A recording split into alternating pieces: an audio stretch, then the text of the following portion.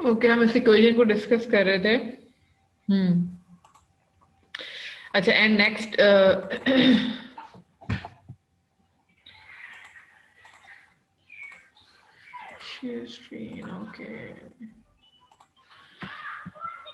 Okay, last में अगर if we take the Laplace transform for the mass F of S is equal to M multiply by S square X of S, ठीक है। अगर इसकी impedance लेंगे तो वो क्या होगा, F of S divided by X of S is equal to M S square. इसलिए मैंने इसको रिवाइज किया ताकि आपको पता चल जाए कि यहाँ पे कुछ नया वर्ड नहीं है कि what is the impedance. It is just the ratio of Laplace transform input divided by Laplace transform of output. So इस इक्वेशन को कैसे राइट डाउन करेंगे? सबसे पहले इसने क्या लिखा है, sum of impedances connected to the motion at x1 and sum of impedances between x1 and x2, ठीक है। Sum of impedances connected to the motion at x1। अच्छा, x1 पे कौन कौन सी फोर्सेस आ रही हैं? अगर हम लोग ये देखें, ये x1 है, ये इसकी बात करें, this is the x1 and this is x2। कौन कौन सी फोर्सेस इसके साथ कनेक्टेड है, कौन कौन सी इम्पिडेंसेस हैं? एक तो ये स्प्रिंग की होगी, मास है, उसके बाद FV3 है और K2 है।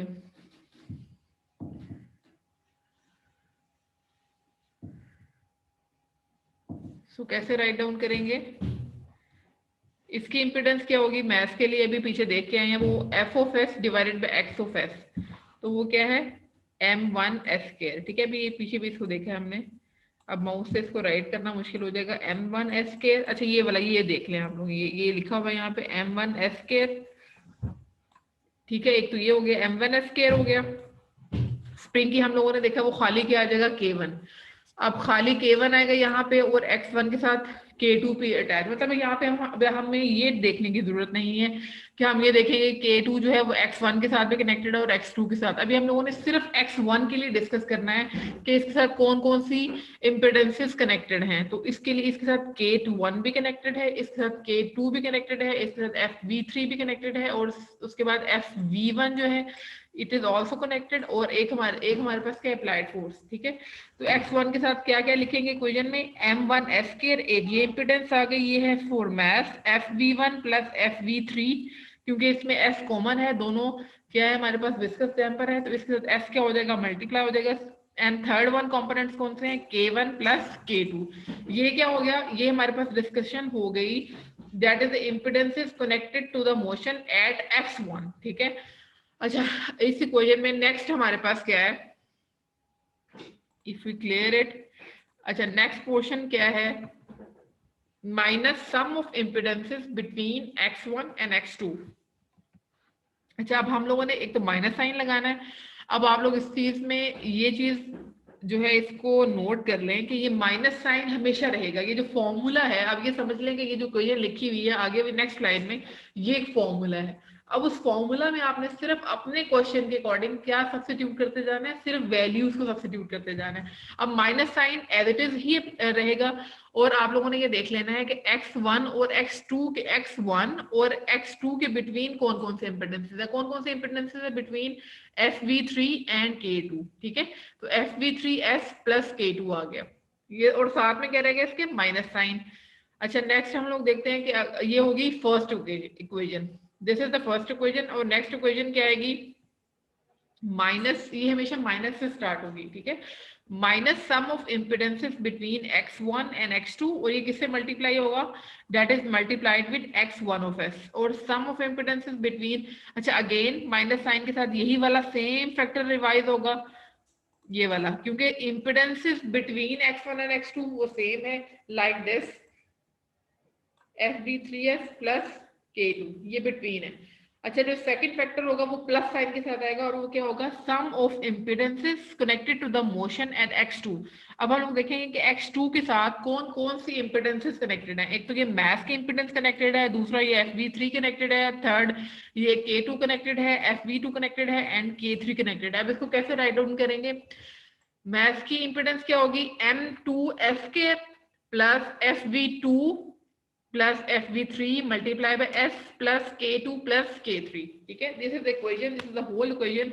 इसको हम लोग बाय इंस्पेक्शन मेथड भी इक्वेशंस को राइट डाउन कर सकते हैं, चाहे आप फ्री बॉडी डायग्राम के थ्रू इक्वेशन को राइट डाउन कर लें, चाहे आप जो है वो ये डायरेक्ट फॉर्मूला इसको याद कर लें, और अल्टीमेटली क्या करेंगे, इसमें फॉर्मूलाज में सब्स्टिट्यूट करते जाएंगे वैल्यू को, चाहे कोई भी क्वेश्चन है। तो फॉर्मूला हमारे पास क्या है, sum of impedances connected to the motion at x1, वो किससे मल्टीप्लाई होगा, x1 ऑफ s से, minus sum of impedances between x1 and x2, ये किससे मल्टीप्लाई होगा, x2 से, is equal to sum of applied forces at x1 and then minus sum of impedances between x1 and x2 plus sum of impedances connected to the motion at x2, that is multiplied by x2 of s is equal to sum of applied forces at x2। अच्छा, अब हमने एक चीज, ये तो दोनों factors हम लोगों ने डिस्कस कर लिए, लेकिन ये इज इक्वल टू के बाद मींस राइट साइड पे सम ऑफ अप्लाइड फोर्सेस क्या है। अगर हम लोग ये स्लाइड देखें, इसमें स्लाइड में x1 पे जो फोर्स है वो तो Ft आ रही है जो डायरेक्टली कनेक्टेड है, लेकिन x2 के साथ कोई फोर्स नहीं है। इसका मतलब ये है कि आपके पास इस साइड पे आ जाएगा, पहली इक्वेशन में f ऑफ s आ जाएगा, लेकिन यहाँ पर क्या आ जाएगा, zero, sum of applied forces at x।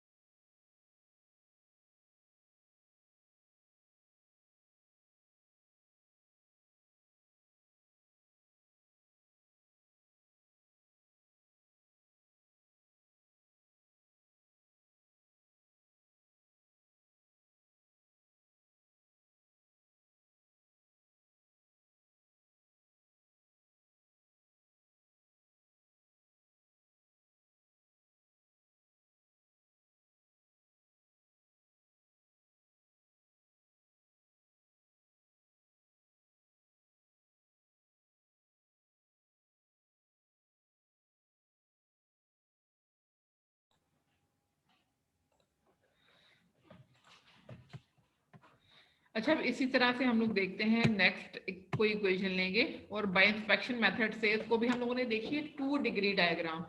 अब लाइक ये रोटेशनल मैकेनिकल सिस्टम है, और रोटेशनल मैकेनिकल सिस्टम में we in this case this is a 3 degree of freedom, ठीक है। 3 मैंने क्या बताया कि अगर आपके पास मैसेज 2 है तो इसका मतलब ये है कि वो 2 डिग्री ऑफ फ्रीडम है, और 2 ही इक्वेशन आप लोग राइट डाउन करेंगे, 2 डिफरेंशियल इक्वेशन। लेकिन if we have 3 masses or 3 moment of inertia for the rotational mechanical system, इसका मतलब है we need to write down 3 differential equations, या फिर हम इसे कहेंगे कि 3 डिग्री ऑफ फ्रीडम। अगर 3 डिग्री ऑफ फ्रीडम है तो equation of motion by inspection जो है उसके लिए हमें 3 इक्वेशंस राइट डाउन करनी पड़ेंगी। ये काइंडली इसके लिए ये फॉर्मूलाज जो है इसको राइट डाउन कर लें। अगर हमारे पास 3 का केस होगा तो उसमें हम लोग कैसे इक्वेशन राइट डाउन करेंगे। फर्स्ट इक्वेशन जो है वो क्या होगी, sum of impedances connected to the motion at θ1, क्योंकि मैं ये रोटेशनल मैकेनिकल सिस्टम की बात कर रही हूँ, that's way I am talking about θ1। ये किससे मल्टीप्लाई होगा, θ1 of s minus sum of impedances between θ1 and θ2, ये किससे मल्टीप्लाई होगा, θ2 ऑफ s से। And third one minus sum of impedances between θ1 and θ3, θ3 of s से ये मल्टीप्लाई होगा, और is equal to sum of applied torques at θ1, ठीक है। यहाँ टॉर्क की क्यों बात की, क्योंकि ये रोटेशनल मैकेनिकल सिस्टम है, इसलिए हम लोग सम ऑफ अप्लाइड फोर्सेस नहीं लेंगे, हम क्या लेंगे, सम ऑफ अप्लाइड टॉर्क्स एट θ1। अच्छा, इसके लिए हमें ये फॉर्मूला है, ठीक है। इस फॉर्मूला में हमने सिर्फ क्या करना है, वैल्यूज को सब्स्टिट्यूट करना है। अच्छा, ये यहाँ पे ये कंफ्यूज ना होइएगा कि यहाँ पे ये इज इक्वल टू साइन है, ये ठीक है, this is equal to sine. इसको अगर कुछ मिसअंडरस्टैंडिंग हो या फिर साइन नजर नहीं आ रहा तो उसको आप ये क्लियर कर लें, this is equal to sum of applied forces at θ1। अच्छा, अगर हम लोग देखें कि इस पे पहले ये फॉर्मूला देख लेते हैं। अच्छा, नेक्स्ट फॉर्मूला अब क्या होगा, नेक्स्ट इक्वेशन कैसे राइट डाउन करेंगे, minus sum of impedances between θ1 and θ2 plus sum of impedances connected to the motion at θ2, ठीक है। और ये कंप्लीट इक्वेशन आ जाएगी। थर्ड इक्वेशन क्या होगा, अच्छा ये माइनस साइन और plus sign as it is ही रहेंगे, ये फॉर्मूला भी एज इट इज रहेगा। अगर 3 डिग्री इक्वेशन है तो ये वाला फॉर्मूला यूज करेंगे, ये वाले इक्वेशंस को यूज करेंगे। अगर 2 डिग्री है तो जो मैंने पहले जो इक्वेशन डिस्कस की है उसको हम लोग मॉडिफाई कर लेंगे। अगर रोटेशनल है तो उसमें डिस्प्लेसमेंट की बात करेंगे, एक्स ऑफ एस की बात करेंगे और एफ ऑफ एस की बात करेंगे। अगर हमारे पास केस है रोटेशनल मैकेनिकल का तो इसमें हम लोग थीटा ऑफ एस और किसकी बात करेंगे, F of S, sorry T of S की बात करेंगे। अच्छा, ये भी इसकी इक्वेशंस है। अगर आप लोग यहाँ पे देखें first equation, theta 1 of S के साथ कौन कौन सी फोर्सेज आ रही हैं। नंबर 1 कौन कौन सी फोर्सेज है connected to the motion theta 1। एक तो J1 है, J1 S square plus D1 of S plus ये K भी आ रहा है प्लस क्या आ जाएगा K। अच्छा, उसके बाद sum of impedances between theta 1 and theta 2। Theta 1 और थीटा 2 के दरमियान कौन कौन सी फोर्सेज हैं, कौन कौन सी मोशन है, तो वो सिर्फ क्या कॉमन है इनके बिटवीन, K कॉमन है, ठीक है। और sum of impedances between theta 1 and theta 3। अच्छा, डायरेक्टली देखें तो इनके थीटा 1 और थीटा 3 के बिटवीन कौन कौन से कंपोनेंट्स कनेक्टेड हैं। थीटा 2 और थीटा 3 के दरमियान तो कनेक्टेड है ये D2, लेकिन थीटा 1 और थीटा 3 में कोई कनेक्टिविटी नहीं है। यहाँ पर इनके बिटवीन कुछ कॉमन नहीं है, तो इसकी इक्वेशन कैसे आ जाएगी, ठीक है। J1 S square plus D1 S plus K, ये किससे मल्टीप्लाई होगा, theta 1 of S minus K theta 2 of S minus, जहां पे कुछ भी कॉमन नहीं है, कनेक्टेड बिटवीन नहीं है, तो उसको हम लोग किससे लिख देंगे, -0, और वो किससे मल्टीप्लाई हो रहा है, थीटा 3 ऑफ एस, और अप्लाइड टास्क यहाँ पे क्या है, T ऑफ एस। अच्छा, नेक्स्ट केस देखते हैं। नेक्स्ट इक्वेशन क्या है हमारे पास, minus sum of impedances between theta 1 and theta 2। Theta 1 और थीटा 2 के बिटवीन क्या कॉमन है, दैट इज K। ये क्या आ जाएगा, minus K theta 1 of S plus sum of impedances connected to the motion at theta 2। इसमें कौन कौन से कनेक्टेड है मोशन थीटा 2 के साथ, एक तो ये J2 S square plus K plus D2 of S, ठीक है, ये देखेंगे इस इक्वेशन में। अच्छा, उसके बाद जो थर्ड फैक्टर है वो क्या है हमारे पास, sum of impedances between theta 2 and theta 3। तो वो हमारे पास क्या है, बिटवीन थीटा 2 और थीटा 3 के बिटवीन कॉमन क्या है, थीटा 2 और थीटा 3 में क्या कॉमन है, ये D। अच्छा, एक चीज शुरू में ही इंस्पेक्शन कर लें, वो इंस्पेक्शन क्या है कि पहले ये देख लेंगे थीटा 1 के साथ कौन कौन से इम्पीडेंसेस हैं, थीटा 2 के साथ कौन कौन से इम्पीडेंसेस हैं, और थीटा 3 के साथ कौन कौन से इम्पीडेंसेस हैं। थीटा 1 के साथ क्या क्या है, एक तो ये D1s प्लस J1s स्क्वायर और प्लस K, ठीक है। थीटा 2 के साथ क्या है, J2s square plus D2 of S plus K। Theta 3 के साथ क्या है, J3 of S square plus D2s भी है और D3s भी है, तो इसका मतलब ये है कि D2 प्लस D3 और S क्या आ जाएगा, कॉमन आ जाएगा। अब ये देखें कि थीटा 1 और थीटा 2 के बिटवीन कॉमन क्या है, K। थीटा 2 और थीटा 3 के बिटवीन कॉमन क्या है, D2, लेकिन थीटा 1 और थीटा 3 के बिटवीन कॉमन कुछ भी नहीं है।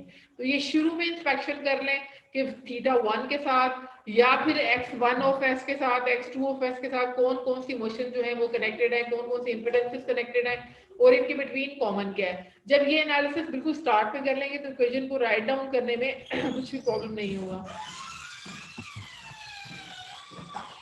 सो this is the equation of motion by inspection.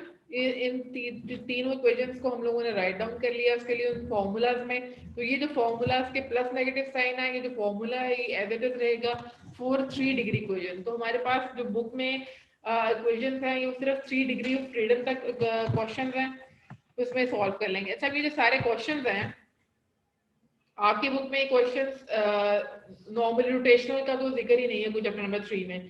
Rotational जो है ये आपको नॉर्मलनेस की बुक में से क्वेश्चंस करा रही हूँ, लेकिन ये कि जो न्यूमेरिकल जरूरी नहीं है कि वो आपको ये क्वेश्चन नहीं देंगे। मे बी को पेपर में कोई क्वेश्चन आ सकता है अबाउट रोटेशनल मैकेनिकल सिस्टम। तो आप लोगों के जो मिड टर्म एग्जाम है उसमें ट्रांसलेशनल मैकेनिकल सिस्टम भी इंक्लूडेड है उसमें रोटेशनल मैकेनिकल सिस्टम भी इंक्लूडेड होगा, और इसके अलावा ये भी आ सकता है कि आपको बाय इंस्पेक्शन मेथड आप सिर्फ इक्वेशन राइट डाउन करें। एक तो मेथड ये है कि जी आप ट्रांसफर फंक्शन पूरे का पूरा फाइंड आउट करें।